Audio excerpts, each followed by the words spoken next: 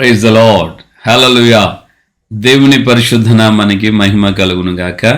క్రీస్తుయేసునందు నా ప్రియమైన దేవుని బిడ్డలందరికీ హృదయపూర్వకమైన శుభములు తెలియజేస్తున్నాం. ప్రియులారా, ఎలా ఉన్నారు? ఈ 2023 సంవత్సరం కూడా చాలా చక్కగా గ్రాండ్గా మంచి విధానాలతో క్రొత్త విధానాలతో క్రిస్మస్ని ఆచరించి ఉంటారని నేను భావిస్తున్నాను. సో ఎనీవే, చాలా బ్రహ్మాండంగా గ్రాండ్గా అన్ని చోట్ల కూడా సెలబ్రేషన్స్ అన్నీ కూడా చక్కగా సాగాయి. సో ఇక మనకు మిగిలింది జస్ట్ ఈ 5 days మాత్రమే. 25, 26, 27, 28, 29, 30, 31. ఐ మీన్ 25 పోయింది కాబట్టి ఇక 6 రోజులు. 31వ తేదీతో 26, 27, 28, 29, 30 5 రోజులు. 31వ తేదీతో మనం ముగించేసుకుంటున్నాం. సో ఈ రోజు 26వ తేదీ. సో ఈ రోజుతో కౌంట్ చేసుకుంటే అదే ఇంక 5 days మిగులుతాయి.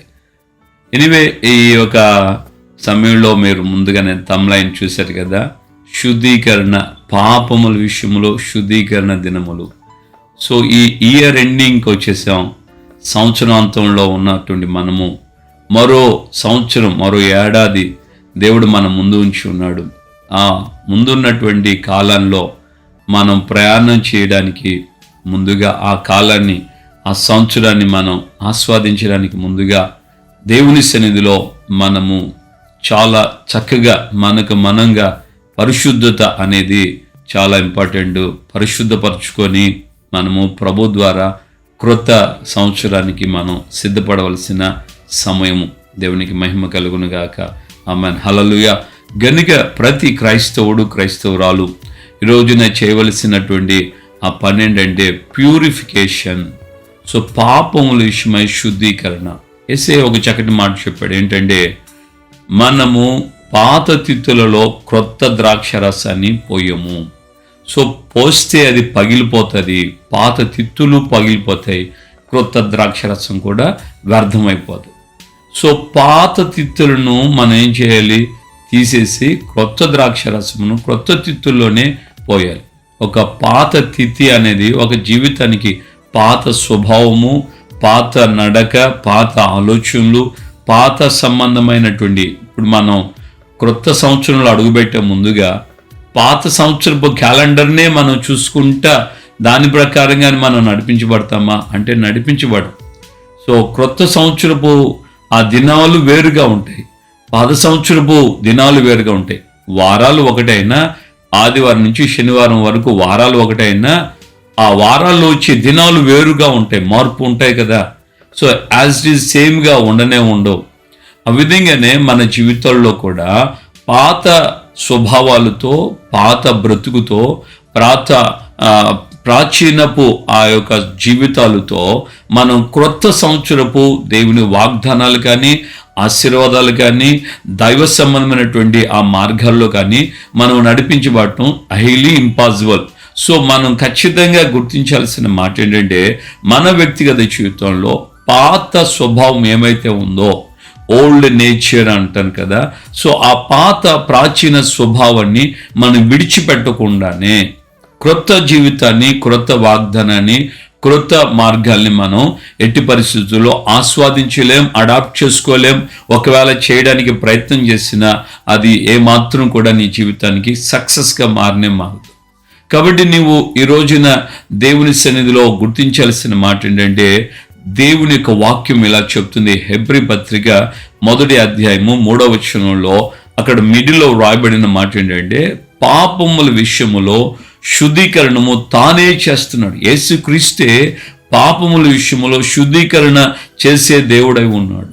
నా ప్రియమైనటువంటి దేవుని బిడ్డలారా, ఎవరి జీవితంలో ఎవరి పాపాలని ఆయన శుద్ధి చేస్తాడు, ఎవరి పాపాలు ఆయన కడుగుతాడు, ఆయన పరిశుద్ధపరుస్తాడు అని వాక్యం తేటగా చెప్తుందంటే, ఎవరైతే హృదయపూర్వకంగా తమ పాపం నిమిత్తమై పశ్చాత్తాపపడతారో వారి జీవితంలోనే ఆ యొక్క శుద్ధీకరణ కొనసాగించబడుతుంది.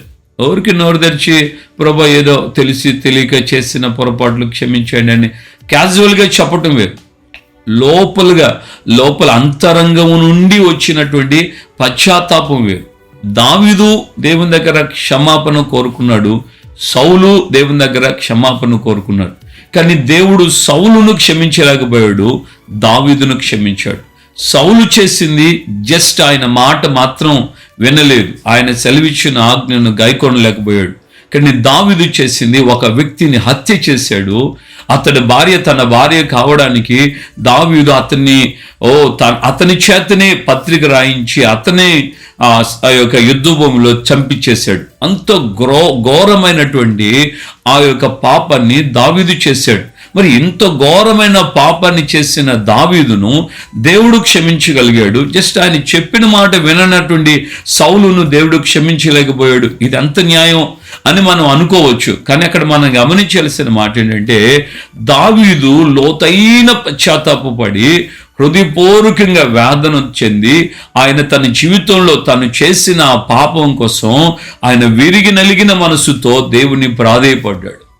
సౌలైతే జస్ట్ నేను పాపం చేశాను, అయినను జనుల పెద్దల ముందు నన్ను వచ్చి ఘనపరచు అని చెప్పి ప్రవక్త అయిన సమూయేలు యొక్క వస్త్రాన్ని పట్టుకొని లాగాడు. నా వైపు రా, నాతో కూడా రా, నాతో వచ్చి బలి అర్పణ చేయి, ఘనపరచు జనుల ముందు నన్ను అంటూ ఆయన చేశాను.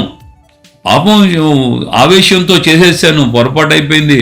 అయితే ఏముంది, ఇప్పుడు నువ్వు వచ్చి నన్ను జనుల ముందు ఘనపరచు అని అన్నాడు. ఈ రోజున నీ వ్యక్తిగత జీవితంలో దేవుని యొక్క సన్నిధిలో నుండి దేవుడే నీ పాపం విషయమో శుద్ధీకరణ చేయాలని నువ్వు ఆశపడినట్లయితే లోతైనటువంటి పశ్చాత్తాపం నీకు రావాలి. లోతైన పశ్చాత్తాపం. అందరిలాగా ఏదో ప్రభా తండ్రి నాయన అన్నట్లుగా ఉండకూడదు. లోతైన పశ్చాత్తాపం, లోతైన మార్పు నీ గుండెల్లో కలగాలి.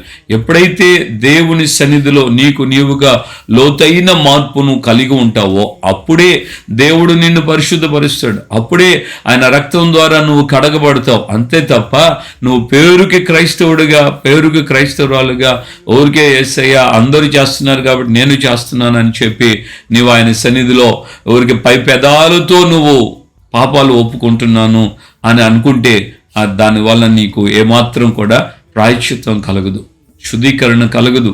గనుక దేవుని బిడ్డలుగా ఈ రోజున నీ వ్యక్తిగత జీవితంలో ఈ యొక్క శుద్ధీకరణ దినములలో నువ్వు తప్పకుండా దేవుని దగ్గర ప్రాధేయపడాలి, దేవుని దగ్గర క్షమాపణ పొందాలి, దేవుని దగ్గర లోతైన పరిస్థితి. జనవరి మాసం 1వ తేదీ నుంచి ఈ రోజు వరకు నీ స్థితి ఏంటో నీవు పరిశీలించుకోవాలి. ఒక చిన్న మాట చెప్పిన ప్రవక్త అయినటువంటి ఈ సమయంలో దావీదు అంటాడు, ప్రార్థన చేయకపోవటమే నేను పాపం చేసినట్లు అన్నాడు. నీ జీవితంలో ఈ 365 రోజులుగా నీవు ఎన్నిసార్లు ప్రార్థన మానేవు?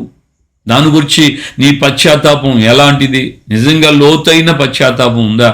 ప్రార్థన చేయకపోవటమే నేను చేసిన పాపం అన్నప్పుడు ఇక ఈ సంవత్సరంలో ఎన్నిసార్లు ప్రార్థనకి నేను వ్యక్తిగత ప్రార్థన లేకుండా పోయింది. ఎన్నిసార్లు నీ వ్యక్తిగత జీవితంలో దేవుని యొక్క సన్నిధికి నువ్వు వెళ్లకుండా మానేశావు? ఎన్నిసార్లు నీవు ప్రార్థనకు సమాజంగా కూడేటువంటి ఐక్యపరచబడుతున్నటువంటి సంఘ కూడికలకు, సంఘ క్రమాలకు ఎంతగా నీవు దూరం అయ్యావు, ఎంత నిర్లక్ష్యం వహించావు? ఇవన్నీ కూడా దేవుని దృష్టిలో పాపం కాదా? పాపం అని దేవుని వాక్యం తేటగా చెప్తున్నప్పుడు దాని విషయంలో నీ యొక్క పశ్చాత్తాపం ఎలాంటిది? ఒకవేళ నువ్వు పశ్చాత్తాపడ్డావు అని అంటే మళ్ళా ఆ పాపం చేయకుండా ఆ విషయమై అది నేరం కాకుండా ఉండేటట్లుగా నువ్వు చూసుకోగలుగుతున్నావా? దావీదు చేసిన పాపం మళ్ళా ఎన్నడూ చేయలేదు. దావీదు ఘోరమైన పాపం చేశాడు, కానీ మళ్ళా అది ఎన్నడూ చేయకుండా తన జీవితంలో జాగ్రత్త పడ్డాడు. ఈ రోజున నీ వ్యక్తిగత జీవితంలో నీవు పరిశీలన చేసుకోవాలి. పై పెదాలతో క్షమాపణ పొందినటువంటి, క్షమాపణ చెప్పినటువంటి, పశ్చాత్తాపడినటువంటి సౌలుకి, అంతరంగము నుండి పశ్చాత్తాపడిన దావీదుకి ఉన్న వ్యత్యాసం దేవుని ఆత్మ నీకు గుర్తు చేశాడు. మరి ఈ రోజున నీవుగా నిజమైనటువంటి పశ్చాత్తాపం పొందగలుగుతున్నావా? నిజమైనటువంటి శుద్ధీకరణ, నిజమైనటువంటి విడుదల దేవుని ఎదుట నువ్వు పొందాలని ఆశపడుతున్నట్లయితే నీవుగా వ్యక్తిగతంగా రహస్యంగా దేవుని ఎద్దుకు వెళ్ళి కన్నీళ్లు పెట్టుకొని, నిజమే ఈ యొక్క సంవత్సరంలో ఎన్నోసార్లు నేను ప్రార్థనకు దూరం అయ్యాను. వ్యక్తిగత ప్రార్థన లేదు, కుటుంబ ప్రార్థన లేదు, సంఘ ప్రార్థన లేదు, ఈ విధంగా సమాజంగా సహవాసంగా ఉన్న ప్రార్థన లేకుండా పోయి దయతో నన్ను మన్నించండి అని గుండెల నిండా విరిగి నలిగిన మనసుతో, పశ్చాత్తాపంతో ఆయన సన్నిధిలో ప్రార్థన చేయగలిగితే నిశ్చయముగా ఆయన నిన్ను పరిశుద్ధపరుస్తాడు. ఆయన రక్తం నిన్ను కడిగి పవిత్రంగా చేస్తాడు. ఆయనే నీ పాపముల విషయమై శుద్ధీకరణ చేసే దేవుడై ఉన్నాడు. మరి ఈ రోజున దేవునికి అప్పగించుకుంటూ ప్రార్థనలో ఏకీభవించండి. తప్పకుండా దేవుడు నీకు సహాయం చేస్తాడు. ప్రార్థన చేసుకుందాం. పరిశుద్ధుడైన మా తండ్రి, మీ పాదాలు స్తోత్రాలు. ఈ యొక్క ఉదయకాలం ముందు మాతో మీరు మాట్లాడి అయ్యా, మీరు మమ్మల్ని దర్శించి నాయన మీరు పలికిన ప్రతి మాటకే స్తోత్రం చెల్లిస్తున్నాను. అవునయ్యా, శుద్ధీకరణ దినములు అయ్యా, ఈ యొక్క నాయన సంవత్సరం అంతంలోకి వచ్చాం. ఈ 4-5 రోజుల్లో మేము ఈ యొక్క సంవత్సరాన్ని విడిచిపెట్టబోతున్నాం కనుక ఈ పాత జీవితాన్ని మేము ఏ విధంగా ఈ పాత సంవత్సరాన్ని వదులుకొని క్రొత్త సంవత్సరం కొరకు ఎదురు చూస్తున్నామో అలాగే పాత జీవితాన్ని విడిచుకొని అయ్యా క్రొత్త జీవితం కొరకు, క్రొత్త నాయన ఆశీర్వాదాల కొరకు, వాగ్దానాల కొరకు మేము ముందుకు సాగేటట్లుగా నా ప్రభు రక్షకుడా మీ యొక్క సన్నిధిలో లోతైన పశ్చాత్తాపం. ఎంతకాలం నాయన మేము పాపం విషయంలో ప్రార్థన చేయకపోవటమే పాపమని వ్యక్తిగత జీవితంలో ప్రార్థన లోపించింది, కుటుంబ ప్రార్థనలు లోపించాయి, సంఘ ప్రార్థనలకు అస్సలకి దూరం అయిపోయారు.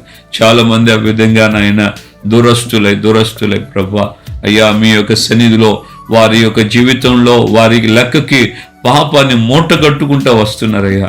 ఇదిగో మన్నించు నాయన. ఎవరైతే ఈ యొక్క ఉదయకాలం అందే నా ప్రభా క్షమాపణ కోరుకోవడానికి మీ సన్నిధిలో నాయన ప్రాయశ్చిత్తం పొందుతున్నారో అయ్యా, మీ పాదాలు పట్టుకుంటున్నారో కన్నీళ్లతో విరిగి నలిగిన మనసుతో వారందరినీ కూడా మీరు క్షమించండి.